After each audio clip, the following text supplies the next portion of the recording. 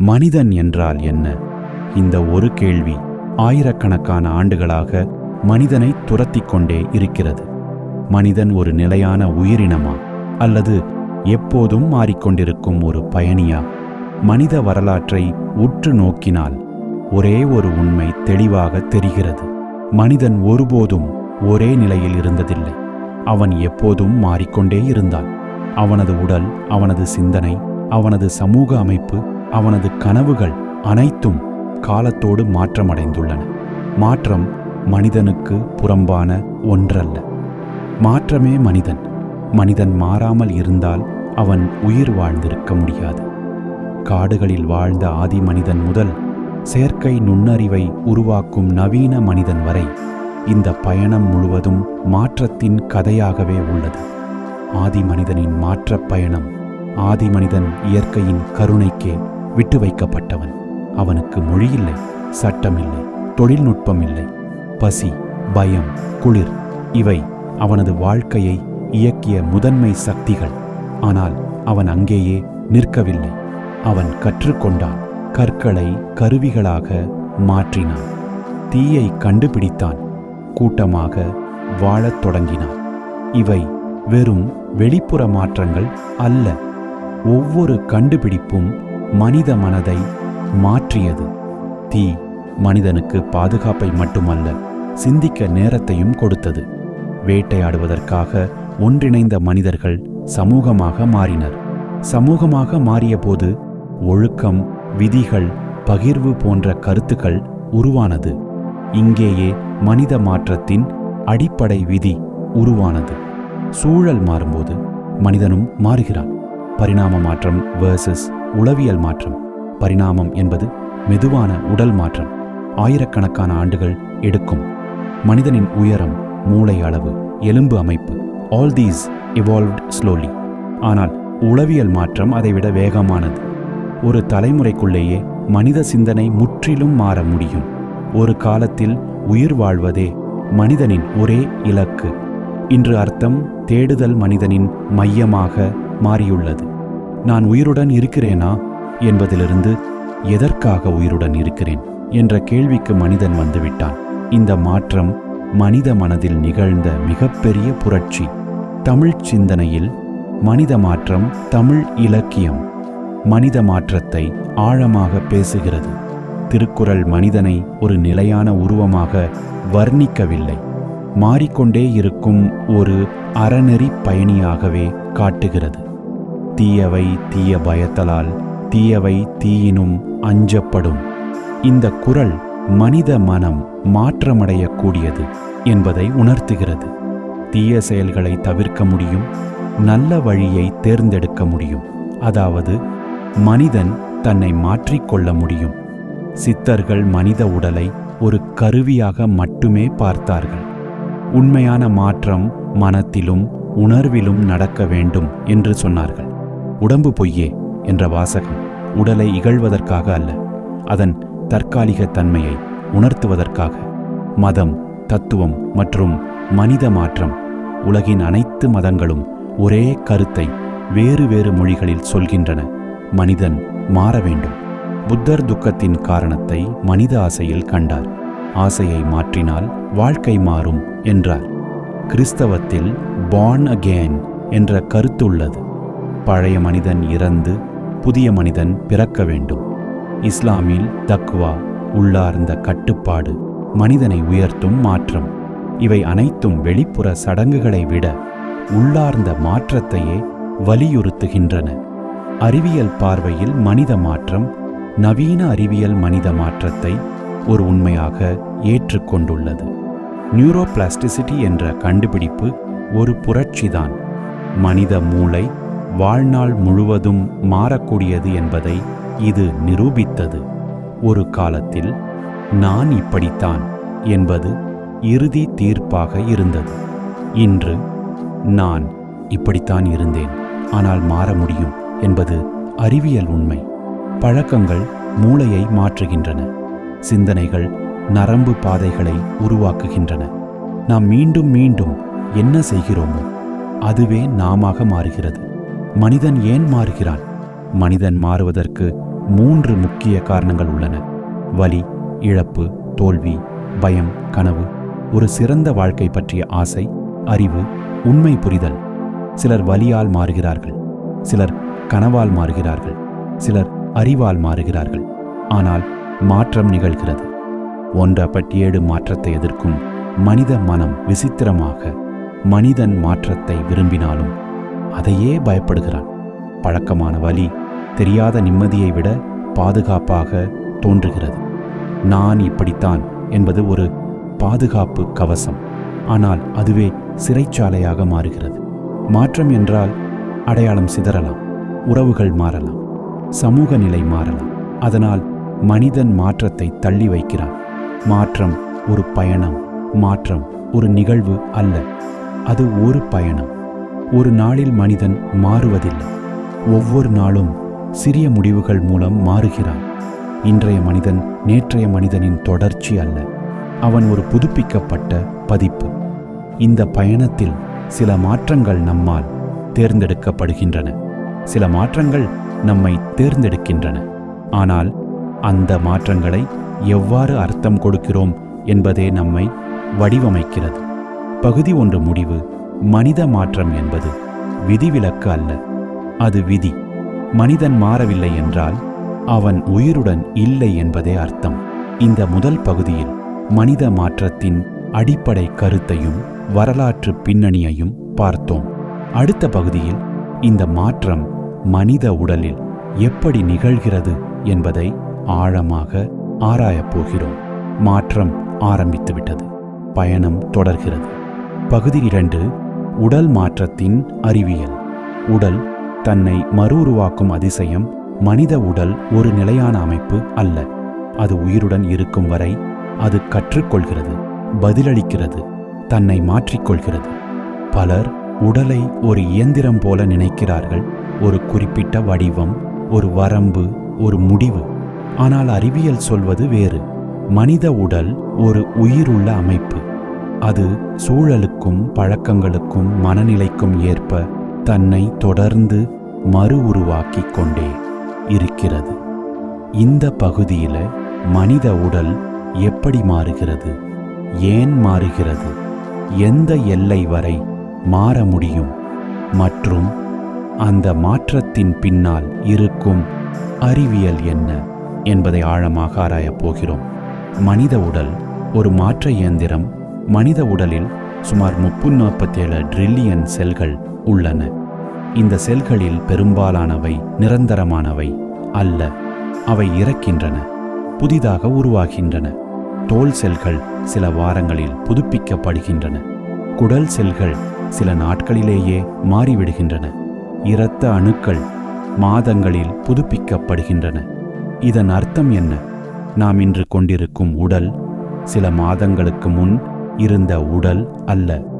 நாம் உண்மையில் நம்முடைய பழைய உடலை விட்டுவிட்டு புதிய உடலை உருவாக்கிக் கொண்டே இருக்கிறோம். ஆனால் இந்த மறு உருவாக்கத்தின் தரம் நல்லதா கெட்டதா, நாம் உடலை எவ்வாறு நடத்துகிறோம் என்பதையே பொறுத்தது. உடல் மாற்றத்தை இயக்கும் 3 அடிப்படை சக்திகள். உடல் மாற்றத்திற்கு 3 முக்கிய அறிவியல் சக்திகள் உள்ளன. உணவு, நியூட்ரிஷன், உடலுக்கான மூலப்பொருள், உடற்பயிற்சி, மூவ்மெண்ட், மாற்றத்தை தூண்டும், தூண்டல் ஓய்வு, ரிகவரி, வளர்ச்சியின் மறைமுக சக்தி. இந்த 3இல் ஒன்று குறைந்தாலும் மாற்றம் முழுமையடையாது. உணவு உடல் கட்டப்படும் கச்சா பொருள். நாம் சாப்பிடுவது வெறும் பசி தீர்ப்பதற்காக அல்ல, நாம் சாப்பிடுவது நம்மை கட்டமைக்கும் பொருள். புரதம் தசைகளை உருவாக்குகிறது, கார்போஹைட்ரேட்டுகள் ஆற்றலை வழங்குகின்றன, கொழுப்புகள் ஹார்மோன் சமநிலையை கட்டுப்படுத்துகின்றன, வைட்டமின்கள் மற்றும் தாதுக்கள் செல்களின் செயல்பாட்டை ஒழுங்குபடுத்துகின்றன. பல உடல் மாற்றக் கதைகளில் திருப்புமுனை உடற்பயிற்சி அல்ல, உணவு புரிதல்தான். ஒரு நபர் தினமும் ஜிம்முக்கு சென்றாலும் தவறான உணவு எடுத்துக்கொண்டால் உடல் மாறாது. ஆனால் சரியான உணவு, குறைந்த உடற்பயிற்சியுடன் கூட உடலை மாற்ற ஆரம்பிக்கும். எடை மாற்றம் எண்களை தாண்டிய உண்மை. எடை குறைப்பு அல்லது அதிகரிப்பு என்பது வெறும் கணக்கல்ல, அது ஒரு உயிரியல் செயல்முறை. எடை குறையும் போது கொழுப்பு செல்கள் சுருங்குகின்றன. ஹார்மோன் சமநிலை மாறுகிறது. இன்சுலின் உணர்திறன் மேம்படுகிறது. எடை அதிகரிக்கும் போது தசை நார் பெருகலாம் அல்லது கொழுப்பு சேரலாம். வளர்ச்சிதை மாற்றம் மாறுகிறது. இங்கு முக்கியமானது எடை அல்ல, உடல் அமைப்பு, பாடி காம்போசிஷன். ஒரே எடை கொண்ட 2 மனிதர்கள் முற்றிலும் வேறு உடல் அமைப்புடன் இருக்க முடியும். தசை வளர்ச்சி உடல் எப்படி பதிலளிக்கிறது? தசை வளர்ச்சி ஒரு எளிய விதியை பின்பற்றுகிறது. Stress, damage, repair, growth. உடற்பயிற்சி தசைகளில் சிறிய சேதங்களை உருவாக்குகிறது. ஓய்வின் போது உடல் அவற்றை பழுது பார்த்து முன்னதை விட வலிமையாக மாற்றுகிறது. இதையே ப்ரொக்ரெசிவ் அடாப்டேஷன் என்று அறிவியல் அழைக்கிறது. உடல் எப்போதும் கேட்டுக்கொள்ளும் ஒன்று. நீ என்ன செய்யச் சொல்கிறாய்? நீ வலிமை பயிற்சி செய்தால் உடல் வலிமையாக மாறும். நீ நீண்ட நேரம் அமர்ந்திருந்தால் உடல் அதற்கே ஏற்ப சுருங்கும். வயது ஒரு தடையா அல்லது ஒரு மாயையா? எனக்கு வயசாகிவிட்டது என்பது உடல் மாற்றத்தின் மிகப்பெரிய பொய். ஆமாம், வயதுடன் ஹார்மோன்கள் மாறுகின்றன. மீட்பு மெதுவாகிறது, ஆனால் மாற்றம் நிற்கவில்லை. அறிவியல் ஆய்வுகள் காட்டுவது 60 வயதிலும் தசை வளர்ச்சி சாத்தியம். எலும்பு அடர்த்தி கூட மேம்பட முடியும். நெகிழ்வுத்தன்மை மீண்டும் பெற முடியும். வயது தடையல்ல, செயல்பாடு இல்லாமைதான் தடையாகிறது. உடல் மாற்ற கதைகள் நிஜ மனிதர்கள். ஒரு 45 வயது ஆண் 20 ஆண்டுகள் உடற்பயிற்சி செய்யாதவர். சர்க்கரை நோய், உயர் இரத்த அழுத்தம். டாக்டர் சொன்னார், இது திரும்ப முடியாத நிலை. ஆனால் அவர் மெதுவாக ஆரம்பித்தார். நடக்கத் தொடங்கினார். உணவை மாற்றினார். 6 மாதங்களில் சர்க்கரை கட்டுப்பாட்டுக்குள் வந்தது. 1 வருடத்தில் மருந்துகள் குறைந்தன. அவர் சொன்னது, நான் என் உடலை காப்பாற்றவில்லை, என் உடல் என்னை காப்பாற்றியது. ஓய்வு மறக்கப்பட்ட மாற்ற சக்தி. பலர் நினைக்கிறார்கள், அதிகம் செய்தால் அதிகம் மாறும். ஆனால் உடல் வளர்ச்சி ஓய்வில் நடக்கிறது. தூக்கம் குறைந்தால் டெஸ்டோஸ்டிரோன் குறையும், கார்டிசோல் அதிகரிக்கும். கொழுப்பு சேரும். ஓய்வு இல்லாத உடற்பயிற்சி உடலை முன்னேற்றாது, அதை உடைக்கும். உடல் மற்றும் மனம் பிரிக்க முடியாத இணைப்பு. உடல் மாற்றம் மனதை மாற்றுகிறது. உடற்பயிற்சி செய்யும் போது டோபமின், செரோட்டோனின் அதிகரிக்கும். மன அழுத்தம் குறையும், தன்னம்பிக்கை உயரும். பலர் உடலை மாற்ற ஆரம்பித்து வாழ்க்கையையே மாற்றிவிடுகிறார்கள். பகுதி 2. முடிவு. மனித உடல் ஒரு அதிசயமான அமைப்பு. அதை தண்டிக்க வேண்டிய ஒன்றாக அல்ல, புரிந்து கொள்ள வேண்டிய ஒன்றாக பார்க்கும்போது மாற்றம் இயற்கையாக நடக்கும். உடல் மாறுகிறது, நீ அதை நம்பினாய். அடுத்த பகுதியில் இந்த மாற்றத்தின் மையமான மனமாற்றம், மூளை தன்னை எப்படி மறியெழுதுகிறது என்பதை ஆராயப் போகிறோம். உடல் பயணம் முடிந்ததில்லை, அது இப்போதுதான் ஆழமாகிறது. பகுதி 3. மனமாற்றம். மூளை தன்னை மறு எழுதும் போது மனித உடல் மாறுவதை நாம் கண்களால் பார்க்க முடியும். ஆனால் மனித மனம் மாறுவதை நாம் உணர்வுகளால் மட்டுமே அறிய முடியும். அந்த மாற்றம் மெதுவாகவும் அமைதியாகவும் சில நேரங்களில் பயமுறுத்தும் அளவிலும் நடக்கிறது. மனிதன் உண்மையில் எங்கு மாறுகிறான் என்றால் அது அவன் மனத்தில்தான். ஒரு காலத்தில மனித மனம் ஒரு நிலையான அமைப்பு என்று நம்பப்பட்டது. குழந்தை பருவத்தில் எப்படி இருந்தோமோ அப்படித்தான் வாழ்நாள் முழுவதும் இருப்போம் என்ற எண்ணம் பரவலாக இருந்தது. ஆனால் நவீன அறிவியல் அந்த எண்ணத்தை முற்றிலும் உடைத்துவிட்டது. இன்று நாம் அறிந்திருக்கிறோம், மனித மூளை வாழ்நாள் முழுவதும் மாறக்கூடியது. இதற்கு பெயர்தான் நியூரோபிளாஸ்டிசிட்டி. இந்த சொல் கடினமாக தோன்றலாம், ஆனால் அதன் அர்த்தம் மிகவும் எளிமையானது. நாம் யோசிப்பதை பொறுத்து நம்முடைய மூளை தன்னை மாற்றிக்கொள்கிறது. மனிதன் தன்னை மாற்றிக்கொள்ள முடியும் என்பதற்கான மிக வலுவான அறிவியல் சான்றிதான் இது. மூளை என்பது ஒரு உயிருள்ள வரைபடம் போன்றது. நாம் என்ன நினைக்கிறோமோ, என்ன நம்புகிறோமோ, என்ன செய்கிறோமோ அதற்கேற்ப அந்த வரைபடம் மீண்டும் மீண்டும் வரையப்படுகிறது. சில பாதைகள் பல மடங்கு வலுப்பெறுகின்றன, சில பாதைகள் மெதுவாக மறைந்து விடுகின்றன. ஒரு நபர் தினமும் பயத்தை நினைத்தால் பயத்துடன் தொடர்புடைய நரம்பு பாதைகள் வலுப்பெறும். அதே நபர் தினமும் நம்பிக்கையை பயிற்சி செய்தால் நம்பிக்கையுடன் தொடர்புடைய பாதைகள் வலுப்பெறும்.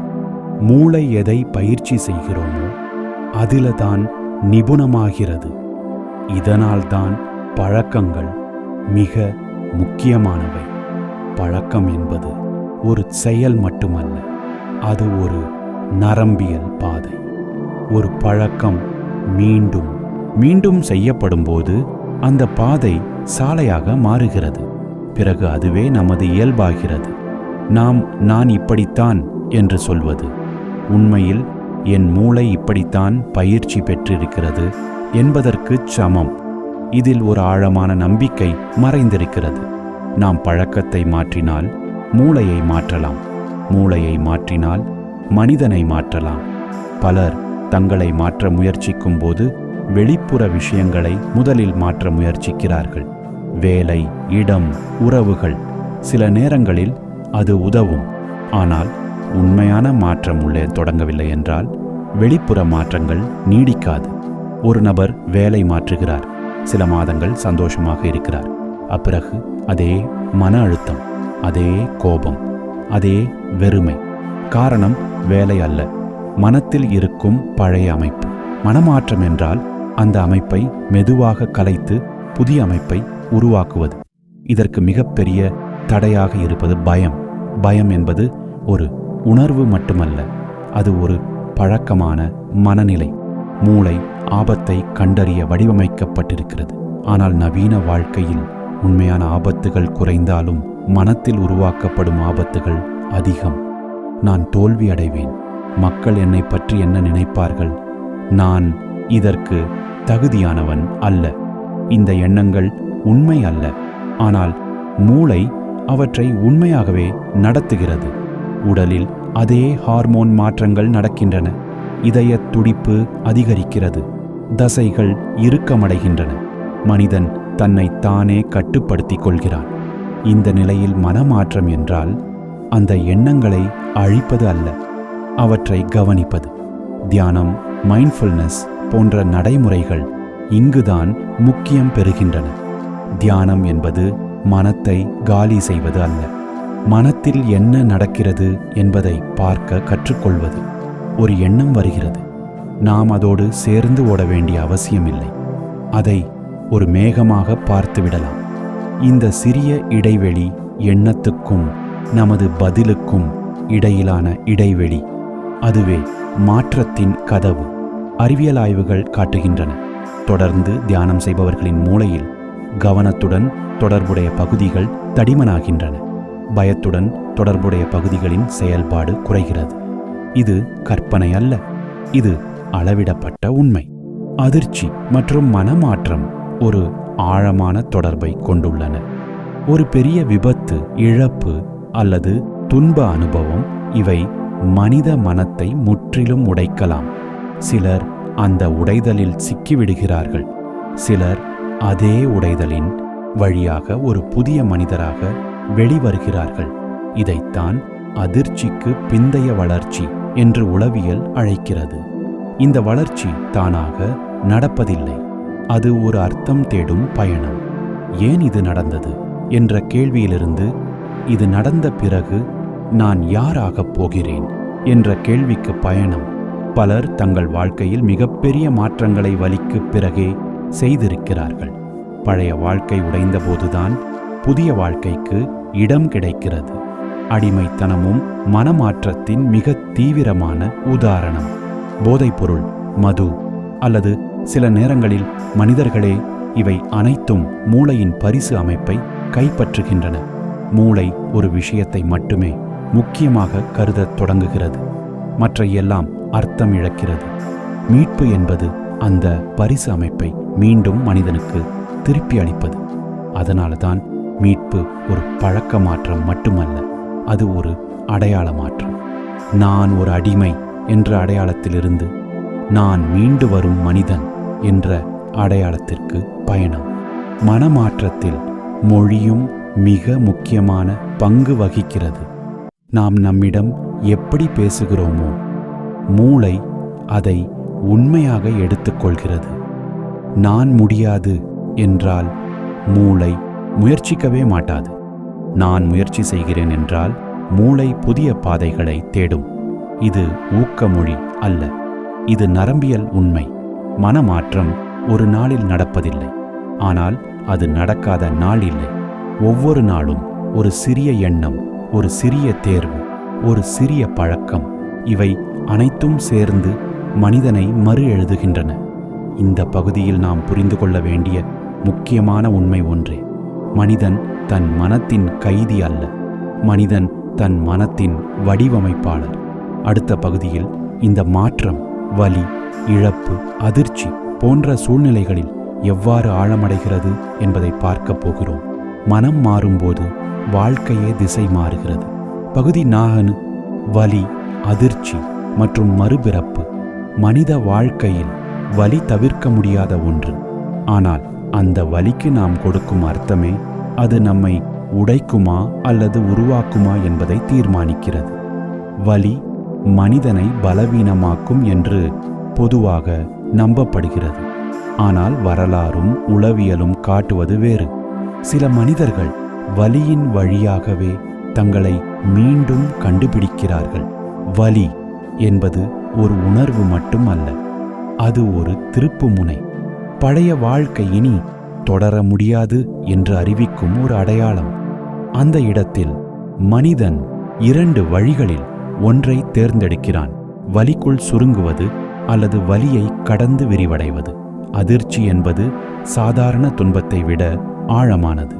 அது மனித மனத்தின் அடிப்படை பாதுகாப்பு உணர்வையே குலைக்கிறது. உலகம் பாதுகாப்பான இடம் என்ற நம்பிக்கை உடைகிறது. மனிதன் தன் உடலையும் மனதையும் நம்ப முடியாமல் போகிறான். இந்த நிலையில் பலர் சொல்வார்கள், நான் இனி பழையவன் இல்லை. அது உண்மைதான், ஆனால் அது முடிவு அல்ல, அது ஒரு புதிய தொடக்கம். அதிர்ச்சிக்குப் பிறகு மனித மனம் பெரும்பாலும் 2 நிலைகளில் ஊசலாடுகிறது. ஒரு பக்கம் நினைவுகள், மற்றொரு பக்கம் மறதி. சிலர் நடந்ததை மறக்க முயற்சிக்கிறார்கள், சிலர் அதையே மீண்டும் மீண்டும் நினைத்து அதில் சிக்கிக் கொள்கிறார்கள். 2ம் குணப்படுத்தல் அல்ல.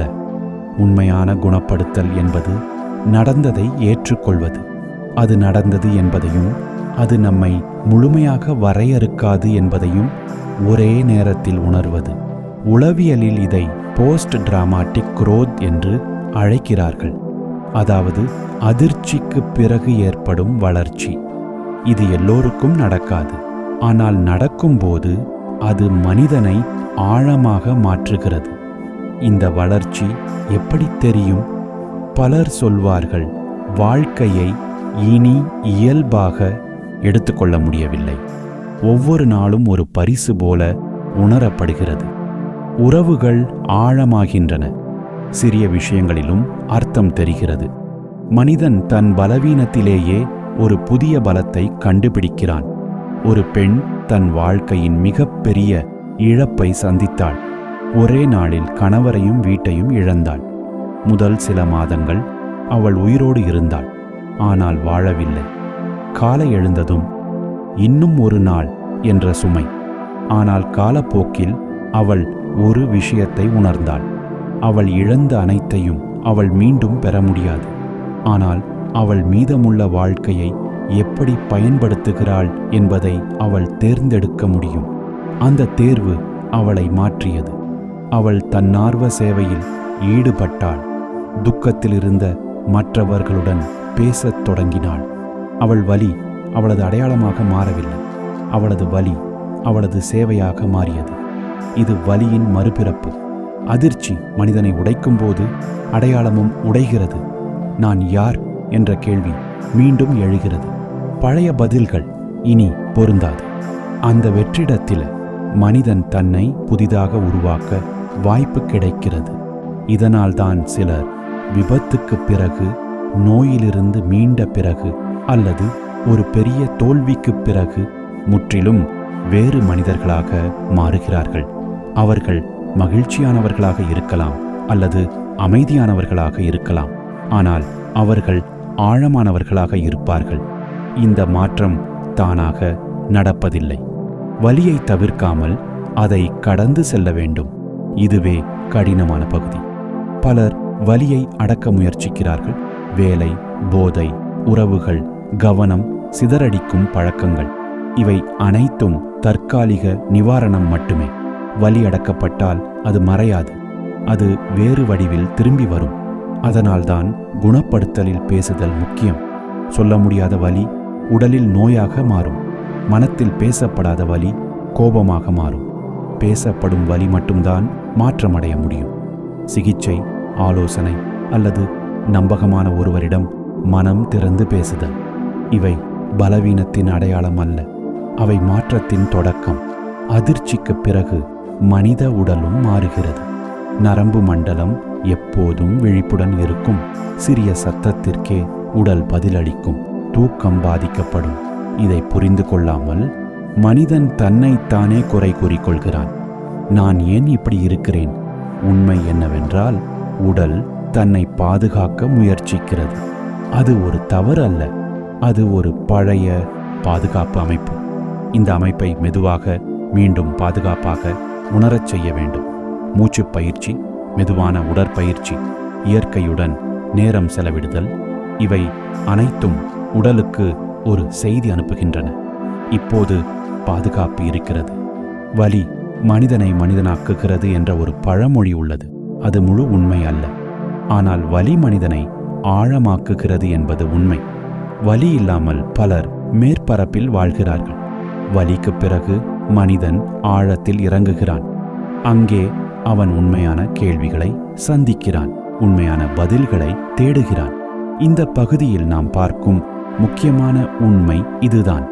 வலி மனிதனின் முடிவு அல்ல, அது மனிதனின் மாற்றத்தின் வாசல். அடுத்த பகுதியில் இந்த மாற்றம் பழக்கங்கள், அடிமைத்தனம் மற்றும் விடுதலை வழியாக எவ்வாறு நடைபெறுகிறது என்பதை பார்க்கப் போகிறோம். உடைந்த இடங்களில்தான் ஒளி உள்ளே வருகிறது. பகுதி 5, அடிமைத்தனம், பழக்கங்கள் மற்றும் விடுதலை. மனிதன் சுதந்திரமாக பிறக்கிறான் என்று நாம் சொல்கிறோம். ஆனால் வாழ்க்கையின் ஓட்டத்தில் அவன் மெதுவாக பல சங்கிலிகளை அணிந்து கொள்கிறான். சில சங்கிலிகள் வெளிப்படையாக தெரியும், சில சங்கிலிகள் மனத்திற்குள் அமைதியாக வேரூன்றுகின்றன. அந்த மறைமுக சங்கிலிகளுக்கு பெயர்தான் அடிமைத்தனம். அடிமைத்தனம் என்பது போதைப் பொருளுடன் மட்டும் தொடர்புடையது அல்ல. அது ஒரு பழக்கத்தின் மீது மனம் முழுவதும் சார்ந்துவிடும் நிலை. மது, புகை, போதைப் பொருள், இவை வெளிப்படையான வடிவங்கள். ஆனால் அதே அளவுக்கு ஆழமானவை சில மற்ற வடிவங்கள். தொழில்நுட்பம், சமூக ஊடகம், வேலை, உறவுகள், அங்கீகாரம், இவை அனைத்தும் மனிதனை அடிமைப்படுத்த முடியும். அடிமைத்தனத்தின் அடிப்படையில் ஒரு எளிய உண்மை உள்ளது. மனிதன் இன்பத்தை நாடுகிறான், வலியை தவிர்க்க முயல்கிறான். ஒரு பழக்கம் உடனடி இன்பத்தை கொடுத்தால் அல்லது வலியை மறக்கச் செய்தால், மூளை அதையே மீண்டும் மீண்டும் தேர்ந்தெடுக்கிறது. காலப்போக்கில் அந்த தேர்வு தானாக நடக்கும். அங்கேதான் சுதந்திரம் மெதுவாக கரைகிறது. மூளையின் பரிசு அமைப்பு இங்கே முக்கிய பங்கு வகிக்கிறது. ஒரு செயல் டோபமின் என்ற ரசாயனத்தை வெளியிடும்போது மூளை அந்த செயலை முக்கியமானதாக குறிக்கிறது. தொடக்கத்தில் அது ஒரு தேர்வாக இருக்கும், பிறகு அது ஒரு தேவையாகிறது, இறுதியில் அது ஒரு கட்டாயமாக மாறுகிறது. இந்த நிலையில் மனிதன் சொல்வான், நான் வேண்டுமென்றால் நிறுத்திவிடுவேன். ஆனால் உண்மையில் நிறுத்த முயற்சிக்கும் போதுதான் அவன் தன் சங்கிலிகளை உணர்கிறான். அடிமைத்தனம் மனிதனின் அடையாளத்தையும் மாற்றுகிறது.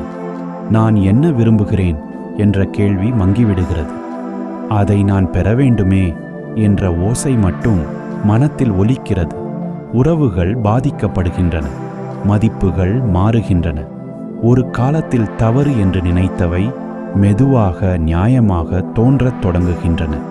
இது தீய மனிதனின் கதை அல்ல, இது மனித மூளையின் கதை. அதனால்தான் அடிமைத்தனத்திலிருந்து வெளியே வருவது வெறும் மன உறுதி அல்ல, அது ஒரு மறுபயிற்சி, மூளைக்கு புதிய பாதைகளை கற்றுக் கொடுப்பது. மீட்பு என்பது ஒரு நேர்கோட்டு பயணம் அல்ல, முன்னேற்றமும் பின்னடைவும் அதில் கலந்திருக்கும். சில நாட்கள் வெற்றி போல தோன்றும், சில நாட்கள் தோல்வி போல உணரப்படும். ஆனால் அந்த தோல்விகள் கூட பயணத்தின் ஒரு பகுதிதான். பலர் மீட்பில் தோல்வியடைவதற்கு காரணம் அவர்கள் தங்களை தண்டிப்பதுதான். நான் பலவீனமானவன் என்ற குற்ற உணர்வு மாற்றத்தை இன்னும் கடினமாக்குகிறது. ஆனால் அக்குற்ற உணர்வு மாற்றத்தை உருவாக்காது, புரிதல் மட்டுமே உருவாக்கும். மீட்பின் முதல் படி நேர்மையான ஒப்புதல். எனக்கு இது பிரச்சினை. இந்த ஒரு வாக்கியம் மனிதனை மீண்டும் சுதந்திர பாதையில் நிறுத்துகிறது.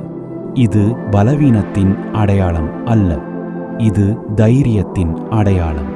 அடுத்ததாக ஆதரவு. மனிதன் தனியாக மீட்பை செய்ய வேண்டும் என்று ஒரு தவறான நம்பிக்கை உள்ளது. உண்மையில் அடிமைத்தனம் தனிமையில் வளர்கிறது, மீட்பு உறவுகளில்தான் மலர்கிறது. பேசும் இடம், புரிந்து கொள்ளும் மனிதர்கள், தீர்ப்பில்லாத சூழல், இவை மாற்றத்திற்கு ஊட்டச்சத்து. அதனால்தான் நன்னடத்தை, குழுக்கள், ஆதரவு வட்டங்கள், ஆலோசனை, ஆல் தீஸ் ஒர்க், அவை பழக்கத்தை மட்டும் மாற்றவில்லை, அடையாளத்தை மாற்றுகின்றன.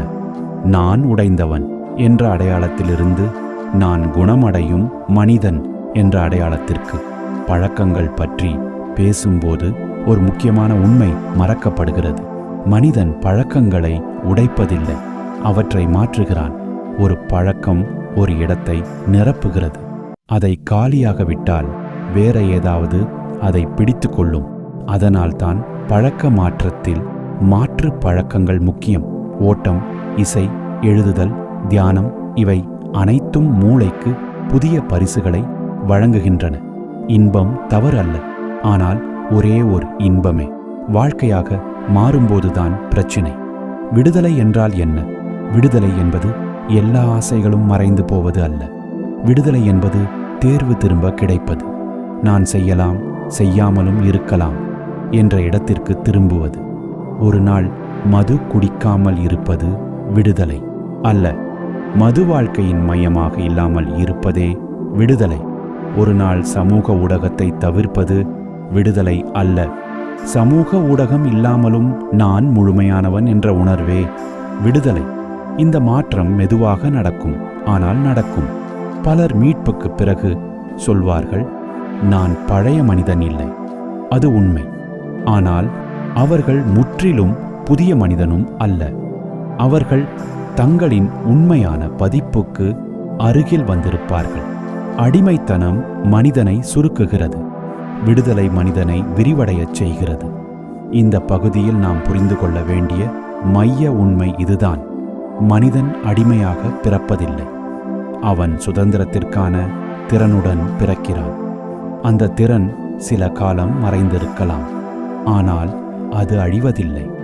அடுத்த பகுதியில் இந்த விடுதலை ஆன்மீகமும் உள்ளுணர்வும் சந்திக்கும் இடத்தை பார்க்கப் போகிறோம்.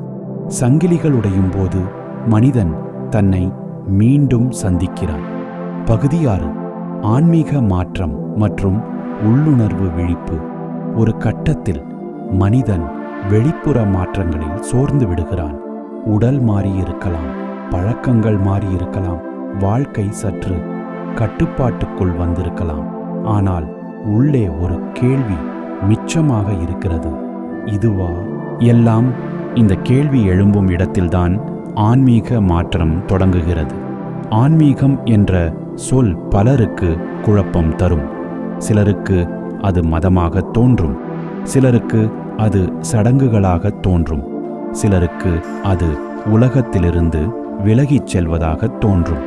ஆனால் உண்மையில் ஆன்மீகம் என்பது வாழ்க்கையிலிருந்து தப்பிப்பது அல்ல, அது வாழ்க்கையை நேரடியாக சந்திப்பது. ஆன்மீக மாற்றம் என்பது புதிய நம்பிக்கையை ஏற்றுக்கொள்வது அல்ல, அது பழைய பொய்களை மெதுவாக கழற்றுவது. மனிதன் வாழ்க்கையின் ஆரம்ப கட்டங்களில் தன்னை பல அடையாளங்களால் வரையறுக்கிறான்.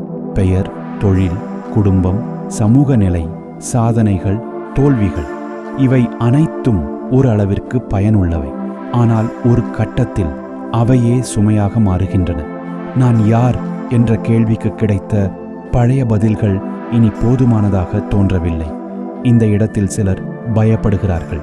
ஏனெனில் பழைய அடையாளங்கள் கரையத் தொடங்கும் போது ஒரு வெற்றிடம் உருவாகிறது.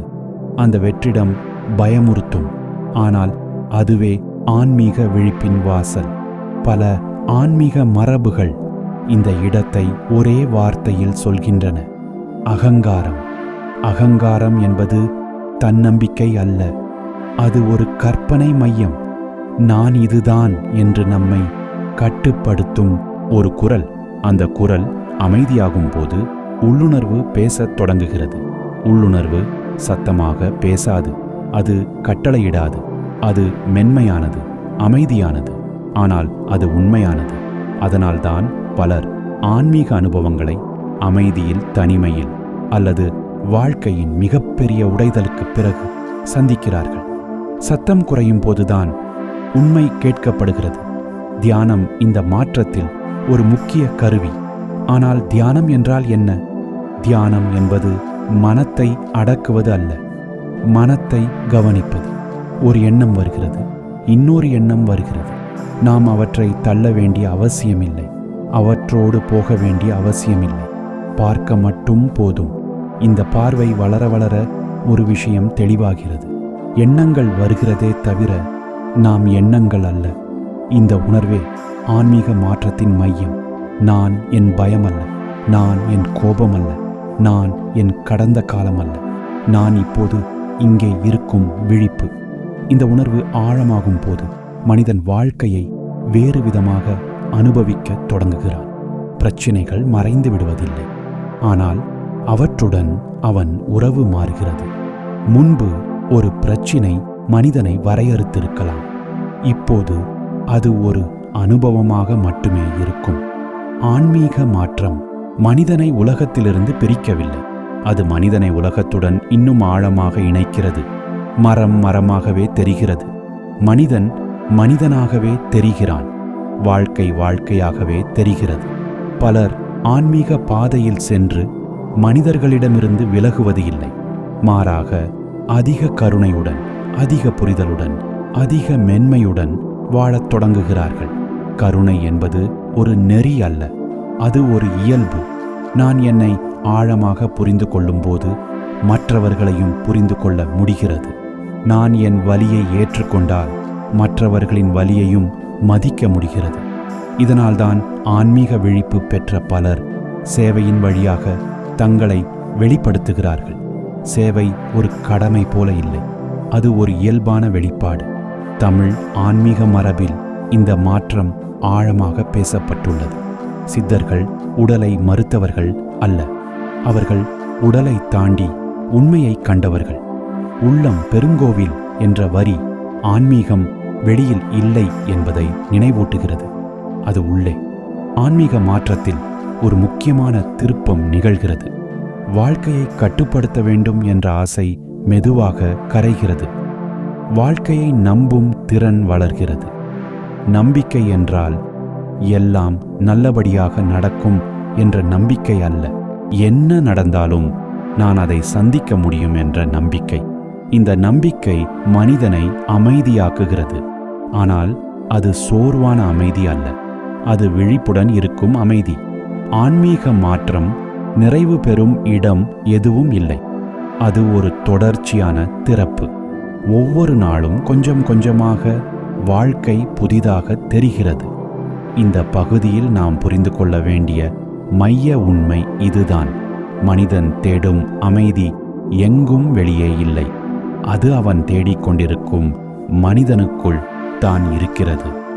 அடுத்த பகுதியில் இந்த உள்ளார்ந்த மாற்றம் சமூக கலாச்சார சூழல்களில் மனிதனை எவ்வாறு மாற்றுகிறது என்பதை பார்க்கப் போகிறோம். அமைதி கிடைத்ததும் மனிதன் உலகை வேறு கண்களால் பார்க்கத் தொடங்குகிறான்.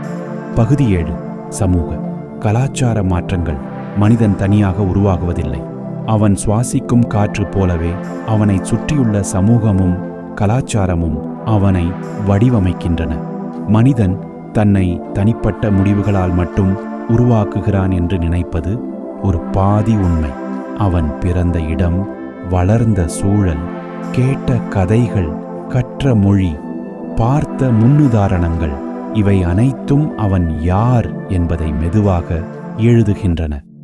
சமூகம் மனிதனை பாதுகாக்கும் ஒரு கட்டமைப்பாகவும் ஒரே நேரத்தில் அவனை கட்டுப்படுத்தும் ஒரு வடிவமாகவும் செயல்படுகிறது. அந்த கட்டமைப்பு மாறும்போது மனிதனும் மாறுகிறான். சில மாற்றங்கள் மென்மையாக நடக்கின்றன, சில மாற்றங்கள் திடீரென நிகழ்கின்றன. ஆனால் எல்லா மாற்றங்களும் மனித அடையாளத்தில் ஒரு தடம் விடுகின்றன. ஒரு குழந்தை பிறக்கும்போது அவன் ஒரு வெற்றுத்தாளாக இல்லை, அவன் மீது எதிர்பார்ப்புகள் எழுதப்படத் தொடங்கிவிடுகின்றன. இப்படித்தான் இருக்க வேண்டும், இதைப் போலவே செய்ய வேண்டும், இதுதான் வெற்றி. இந்த வரையறைகள் சிலருக்கு வழிகாட்டியாக இருக்கலாம், சிலருக்கு அவையே சுமையாக மாறலாம். கல்வி சமூக மாற்றத்தின் முக்கிய கருவி. அது அறிவை மட்டும் தருவதில்லை, அது சிந்திக்கும் முறையை மாற்றுகிறது, கேள்வி கேட்க கற்றுக் கொடுக்கிறது, பழைய நம்பிக்கைகளை சவால் செய்ய தூண்டுகிறது. ஒரு இளைஞன் கல்வி வாயிலாக தன் குடும்பத்தின் எல்லைகளை தாண்டி உலகத்தை பார்க்கத் தொடங்கும்போது அவன் இனி அதே மனிதன் அல்ல. ஆனால் கல்வியும் முழுமையாக விடுதலை தருவதில்லை. சில நேரங்களில் அது புதிய அழுத்தங்களை உருவாக்குகிறது. மதிப்பெண், பதவி, சம்பளம் இவை புதிய அடையாளங்களாக மாறுகின்றன. மனிதன் தன் மதிப்பை தன் உற்பத்தி திறனோடு இணைத்துக் கொள்கிறான். அந்த இணைப்பு உடைந்தால் அவன் தன்னை இழந்து விட்டதாக உணர்கிறான். பணம் மனித மாற்றத்தில் ஒரு சக்தி வாய்ந்த பாத்திரம் வகிக்கிறது. பணமில்லாத வாழ்க்கை மனிதனை கட்டுப்படுத்தும். ஆனால் பணமே வாழ்க்கையாக மாறும்போது அது மனிதனை வெறுமையாக்கும். பலர் பொருளாதார உயர்வை அடைந்த பிறகு ஒரு விசித்திரமான சோர்வை அனுபவிக்கிறார்கள். இத்தனைக்கு அப்புறம் என்ன என்ற கேள்வி எழுகிறது. புகழ் இன்னொரு சமூக சக்தி. அது மனிதனை உயர்த்தவும் முடியும், உடைக்கவும் முடியும். புகழ் கிடைக்கும்போது மனிதன் தன்னை இழக்கும் அபாயம் அதிகம். ஏனெனில் மக்கள் பார்க்கும் முகம் உண்மையான முகத்தை மூடிவிடுகிறது. அந்த முகமூடி நீண்ட நாட்கள் தாங்காது. அது விழும்போது மனிதன் தனிமையை சந்திக்கிறான். கலாச்சாரம் மனிதனுக்கு அர்த்தம் தருகிறது. விழாக்கள், சடங்குகள், மரபுகள் இவை வாழ்க்கையை கட்டமைக்க உதவுகின்றன. ஆனால் கலாச்சாரம் உறைந்து போனால் அது மாற்றத்திற்கு எதிரியாக மாறுகிறது. எப்போதும் இப்படித்தான் என்ற வாக்கியம் பல மனித மாற்றங்களை தடுக்கிறது. கிராமத்திலிருந்து நகரத்திற்கு இடம்பெயர்ந்த மனிதன் 2 உலகங்களுக்கு இடையில் சிக்கிக் கொள்கிறான். ஒரு பக்கம் பழைய மதிப்புகள், இன்னொரு பக்கம் புதிய வாய்ப்புகள். இந்த இடைவெளியில் அவன் தன்னை மறுபடியும் வரையறுக்க வேண்டிய நிலைக்கு தள்ளப்படுகிறான். நகரம் மனிதனை வேகமாக மாற்றுகிறது. நேரம் ஒரு வளமாக மாறுகிறது. உறவுகள் சுருங்குகின்றன. செயல்திறன் மதிப்பாகிறது. சிலர் இந்த வேகத்தில் மலர்கிறார்கள், சிலர் தங்களை இழக்கிறார்கள். டிஜிட்டல் உலகம் மனித மாற்றத்தின் புதிய அத்தியாயம். சமூக ஊடகங்கள் மனிதனுக்கு ஒரு மேடை கொடுத்துள்ளன. ஆனால் அந்த மேடை உண்மையான வாழ்க்கையின் பிரதிபலிப்பு அல்ல. தேர்ந்தெடுக்கப்பட்ட தருணங்கள், வடிகட்டப்பட்ட உணர்வுகள் இவை ஒரு கற்பனை வாழ்க்கையை உருவாக்குகின்றன. பலர் தங்கள் வாழ்க்கையை வாழாமல் பிறரின் வாழ்க்கையை ஒப்பிட்டு வாழ்கிறார்கள். அந்த ஒப்பீடு அமைதியாக மனதை அரித்துக்கொண்டே இருக்கும். நான் போதுமானவன் அல்ல என்ற குரல் பெரிதாகிறது. அதே நேரத்தில் டிஜிட்டல் உலகம் புதிய சமூகங்களையும் உருவாக்குகிறது. ஒரே வலியை கொண்டவர்கள் ஒன்றிணைகிறார்கள். ஒரே கனவை பகிர்ந்தவர்கள் ஆதரிக்கிறார்கள். தனிமையில் இருந்த மனிதன் தன்னை புரிந்து கொள்ளும் மனிதர்களை கண்டுபிடிக்கிறான். சமூக மாற்றங்கள் மனிதனை ஒரு தேர்வின் முன் நிறுத்துகின்றன. பழையதை பிடித்து கொள்ளலாமா, புதியதை ஏற்றுக்கொள்ளலாமா? இந்த தேர்வு எளிதானது அல்ல. ஆனால் இந்த இடைவெளியில்தான் மனிதன் வளர்கிறான். இந்த பகுதியில் நாம் உணர வேண்டிய முக்கியமான உண்மை இதுதான். மனிதன் சமூகத்தின் தயாரிப்பு மட்டுமல்ல, அவன் சமூகத்தை மீண்டும் வடிவமைக்கும் சக்தியும் கொண்டவன்.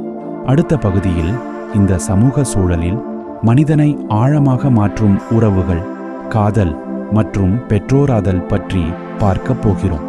சமூகம் மாறும்போது மனிதனின் கண்ணாடியும் மாறுகிறது. பகுதி 8. உறவுகள், காதல் மற்றும் பெற்றோராதல் மனிதனை அதிகமாக மாற்றுவது எது என்று கேட்டால் பலர் வாழ்க்கை சூழல், வேலை, பணம் என்று சொல்வார்கள்.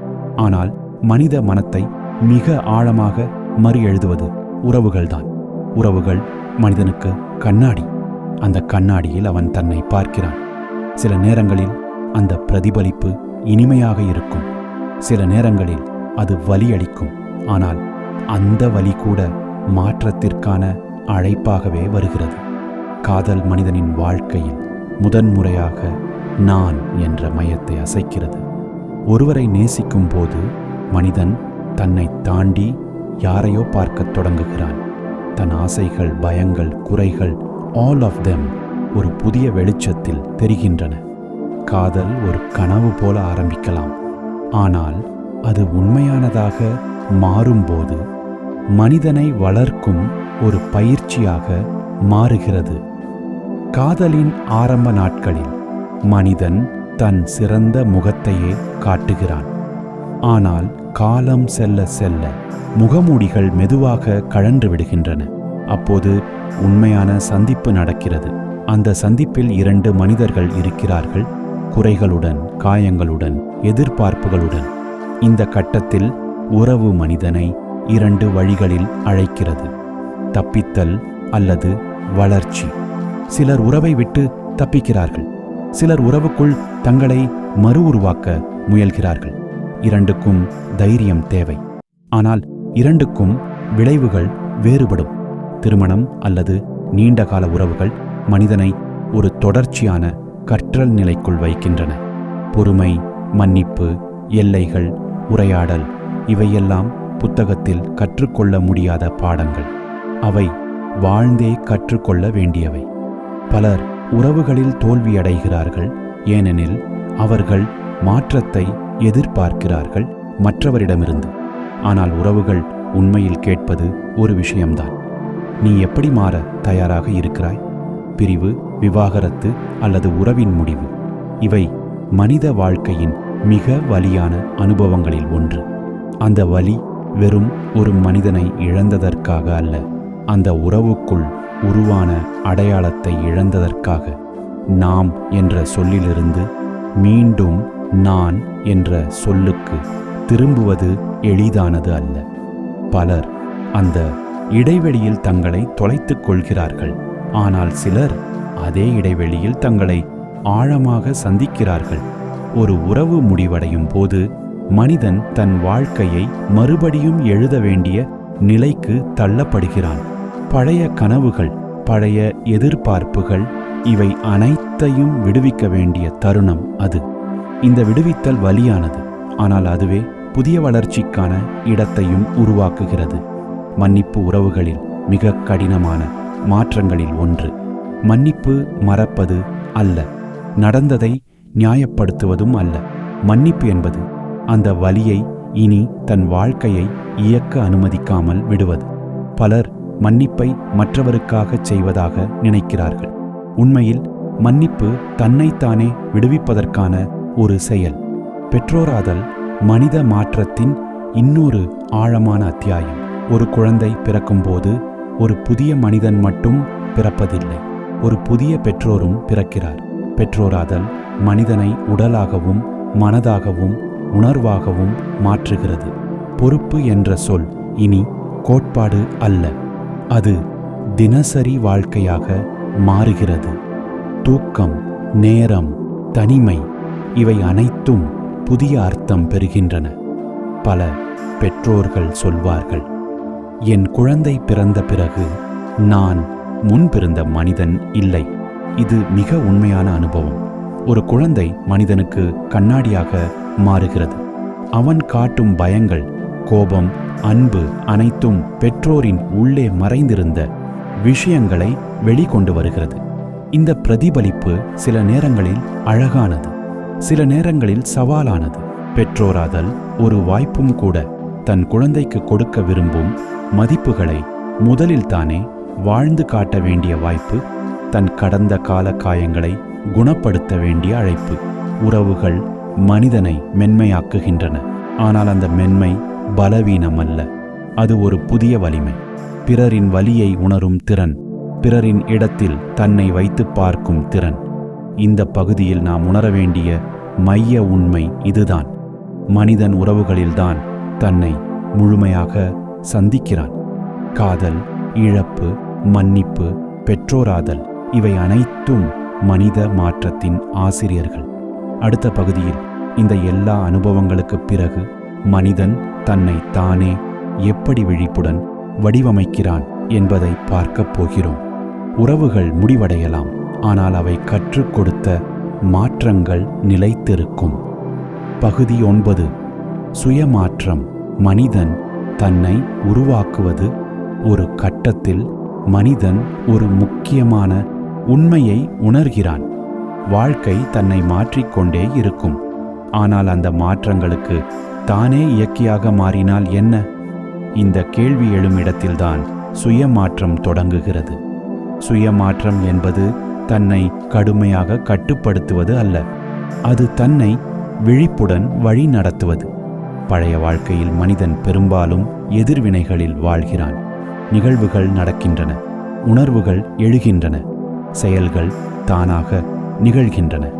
ஆனால் விழிப்புடன் வாழத் தொடங்கும் போது அந்த இடையில் ஒரு இடைவெளி உருவாகிறது. நிகழ்வுக்கும் பதிலுக்கும் இடையில். அந்த இடைவெளிதான் சுதந்திரம். சுயமாற்றம் ஒழுக்கம் என்ற சொல்லுடன் அடிக்கடி குழப்பப்படுகிறது. ஒழுக்கம் என்பது வெளியிலிருந்து விதிக்கப்படும் கட்டுப்பாடு போல தோன்றலாம். ஆனால் உண்மையான சுய ஒழுக்கம் உள்ளிருந்து வரும் தெளிவு. எனக்கு எது தேவையில்லை என்ற கேள்விக்கு தெளிவாக பதில் தெரிந்தால் பல போராட்டங்கள் தானாகவே முடிவடைகின்றன.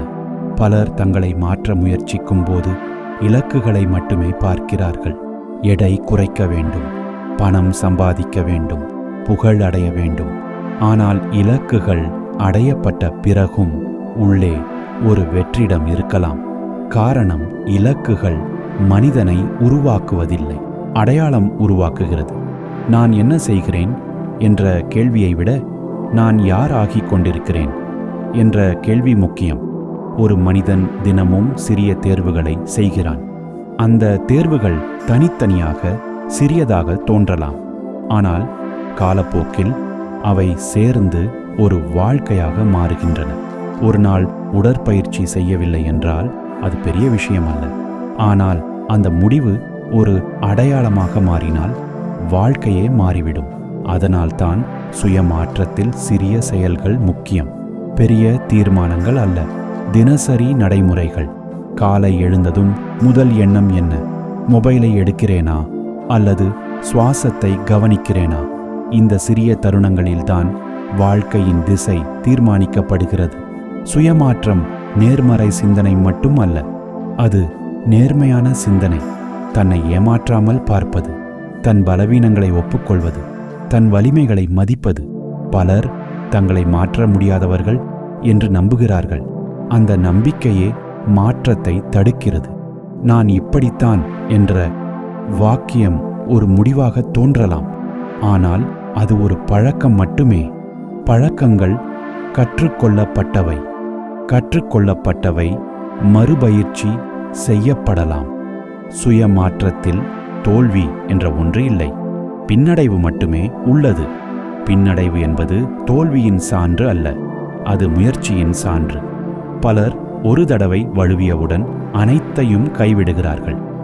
இது எனக்கு வேலை செய்யாது என்ற முடிவு விரைவாக வருகிறது. ஆனால் மாற்றம் ஒரு நீண்ட பயணம். அதில் சில நாட்கள் வழி தவறுவது இயல்பானது. மாற்றத்தின் ஒரு முக்கிய அம்சம் சூழல். மனிதன் தனியாக மாறுவதில்லை. அவனை சுற்றியுள்ள சூழல் அவனை தூண்டும் அல்லது தடுக்குமாக இருக்கும்.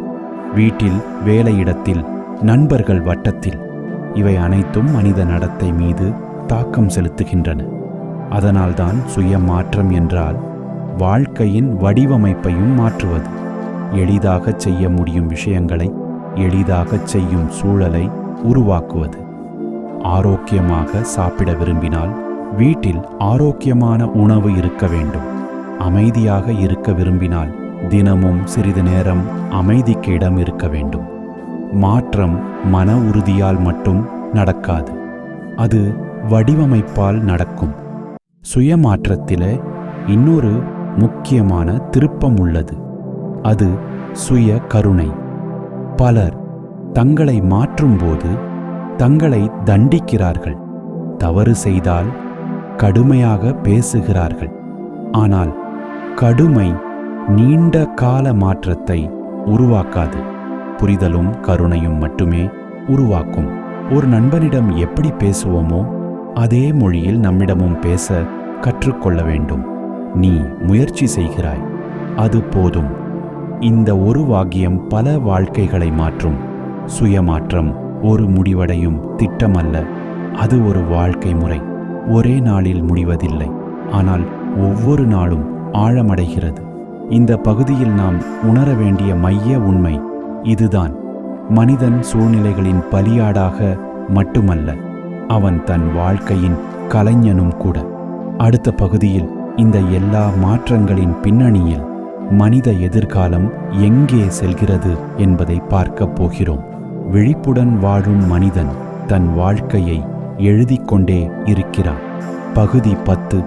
மனித மாற்றத்தின் எதிர்காலம். மனிதன் எப்போதும் மாறிக்கொண்டே இருந்தான். ஆனால் இப்போது அந்த மாற்றத்தின் வேகம் முன்னெப்போதும் இல்லாத அளவுக்கு அதிகமாகியுள்ளது. தொழில்நுட்பம், அறிவியல், செயற்கை நுண்ணறிவு, மரபணு ஆய்வு, இவை அனைத்தும் மனித மாற்றத்தின் அடுத்த அத்தியாயத்தை எழுதத் தொடங்கியுள்ளன. கேள்வி ஒன்றே: மனிதன் இந்த மாற்றத்தை எப்படி எதிர்கொள்ளப் போகிறான்? எதிர்கால மனிதன் வெறும் தொழில்நுட்பத்தின் பயனாளியா அல்லது அதன் அடிமையா? இந்த கேள்வி இன்று ஒவ்வொருவரின் வாழ்க்கையிலும் மறைமுகமாக எழுகிறது. கைபேசி, கணினி, அல்கோரிதங்கள் இவை மனிதனுக்கு வசதியையும் வேகத்தையும் தருகின்றன. ஆனால் அதே நேரத்தில் அவன் கவனம், அமைதி, ஆழம் ஆகியவற்றையும் சோதிக்கின்றன. செயற்கை நுண்ணறிவு மனிதன் செய்த பல வேலைகளை மாற்றக்கூடியது. இது பயத்தை உருவாக்குகிறது. என் வேலை என்ன ஆகும் என்ற கேள்வி எழுகிறது. ஆனால் இந்த மாற்றம் மனிதனை முழுமையாக மாற்றும் ஒரு வாய்ப்பாகவும் இருக்கிறது. மீண்டும் மீண்டும் செய்யும் வேலைகளிலிருந்து மனிதன் விடுபடலாம். படைப்பாற்றல், கருணை, விமர்சன சிந்தனை இவை மனிதனின் மையமாக மாறலாம். மரபணு அறிவியல் மனித உடலின் அடிப்படையையே தொடுகிறது. நோய்களை முன்கூட்டியே கண்டறிதல், சில நோய்களை முற்றிலும் நீக்குதல், இவை மனித வாழ்க்கையின் தரத்தை உயர்த்தும். ஆனால் இங்கேயும் ஒரு நுண்ணிய கேள்வி உள்ளது. நாம் எல்லாவற்றையும் மாற்ற வேண்டுமா? மனித குறைபாடுகள் அனைத்தும் தவறா? அல்லது சில குறைபாடுகளே மனிதனின் கருணைக்கும் ஆழத்திற்கும் காரணமா? எதிர்கால மாற்றத்தில் ஒரு பெரிய அபாயம் உள்ளது. மனிதன் தன்னை ஒரு மேம்படுத்த வேண்டிய பொருளாக மட்டும் பார்க்க ஆரம்பித்தால் அவன் தன் மனித தன்மையை இழக்கலாம். எப்போதும் சிறந்த பதிப்பாக வேண்டும் என்ற அழுத்தம் மனிதனை சோர்வடைய செய்யலாம். அதனால்தான் எதிர்கால மனித மாற்றத்தில் ஒரு சமநிலை அவசியம். வளர்ச்சி வேண்டும், ஆனால் ஏற்றுக்கொள்ளலும் வேண்டும். மேம்பாடு வேண்டும், ஆனால் கருணையும் வேண்டும். மனித மாற்றத்தின் எதிர்காலம் தொழில்நுட்பத்தில் மட்டுமல்ல, அது மனித உறவுகளில், சமூக கட்டமைப்புகளில், கல்வி முறைகளில், நாம் குழந்தைகளுக்கு சொல்லும் கதைகளில் உள்ளது. எந்த கதைகளை நாம் சொல்லப் போகிறோம்? நீ மற்றவர்களை விட சிறந்தவனாக ஆக வேண்டும் என்ற கதையா? அல்லது நீ உன்னையே ஆழமாக புரிந்து கொள்ள வேண்டும் என்ற கதையா? இந்த தேர்வு எதிர்கால மனிதனை வடிவமைக்கும். கல்வி எதிர்காலத்தில் தகவல் வழங்கும் இடமாக மட்டும் இருக்கக்கூடாது. அது விழிப்புணர்வு வளர்க்கும் இடமாக மாற வேண்டும். கேள்வி கேட்க, உணர, இணைக்க, சிந்திக்க கற்றுக் கொடுக்கும் இடமாக. மனிதன் இயற்கையிலிருந்து பிரிந்துவிட்டான் என்ற உணர்வு அதிகரித்துக் கொண்டிருக்கிறது. எதிர்கால மாற்றம் மனிதனை மீண்டும் இயற்கையுடன் இணைக்காவிட்டால் அந்த மாற்றம் முழுமையடையாது. நிலம், நீர், காற்று இவை வெறும் வளங்கள் அல்ல, அவை மனித வாழ்க்கையின் நீட்சிகள். எதிர்கால மனிதன் அதிகம் தெரிந்திருக்கலாம், ஆனால் அவன் அதிகம் விழிப்புடன் இருக்க வேண்டியது அவசியம். அறிவு வேகமாக வளர்கிறது, ஞானம் மெதுவாக வளர்கிறது. இந்த இரண்டிற்கும் இடையிலான இடைவெளியை மனிதன் கவனிக்க வேண்டும். இந்த முழு பயணத்தை திரும்பி பார்த்தால் ஒரு விஷயம் தெளிவாகிறது. மனித மாற்றம் என்பது ஒரு இலக்கை அடைவது அல்ல, அது ஒரு தொடர்ச்சியான செயல்முறை, ஒரு முடிவு அல்ல. ஒரு நடந்து கொண்டிருக்கும் உரையாடல். மனிதன் தன்னை மாற்றிக்கொள்ளும் ஒவ்வொரு முயற்சியும் உண்மையில் ஒரு கேள்விக்கான பதில். நான் எப்படி மனிதனாக இருக்க விரும்புகிறேன்? இந்த கேள்விக்கு ஒவ்வொரு தலைமுறையும் புதிய பதிலை எழுதும். ஆனால் அந்த பதிலில் ஒரு மையம் இருக்க வேண்டும். கருணை, விழிப்பு, பொறுப்பு. இந்த கதையின் ஆரம்பத்தில் நாம் மனிதன் ஏன் மாறுகிறான் என்று கேட்டோம். இப்போது ஒரு புதிய கேள்வியுடன் முடிக்கலாம். மனிதன் மாறிக்கொண்டே இருக்கிறான். ஆனால் அவன் மனிதனாகவே இருக்கிறானா? இந்த கேள்விக்கு நாம் இன்று எடுக்கும் சிறிய தேர்வுகளை பதில் எழுதும். மாற்றம் தவிர்க்க முடியாதது. மனிதத்தன்மை ஒரு தேர்வு. எதிர்காலம் வரவில்லை, அது இப்போதே உருவாகிக் கொண்டிருக்கிறது நம்முள்.